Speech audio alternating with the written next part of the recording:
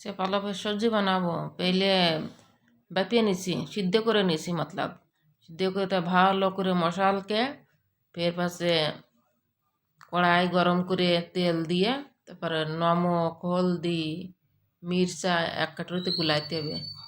গুলাইয়ে তারপরে তেলের মধ্যে জিরে শুকনো জাল রসুন পেঁয়াজ হারি মির্চা সব ভালো করে ভেজে নিয়ে এবার ওই কাটুরির মশলা এর তেলের মধ্যে ছেড়ে দিতে হবে কড়াইয়ের মধ্যে। তারপরে টমেটো দাও, টমেটো দিয়ে তারপরে এবার ওই সেই পালক জল জল পালক এই ছেড়ে দেবো এর মধ্যে সম্ভরা দিয়ে দাও, দিয়ে তারপরে ভালো করে গরম টরম করে ধনের পাতা দাও, দিয়ে এ সবজি রুটির সাথে ভাতের সাথে সব তার মধ্যে ভালো লাগে।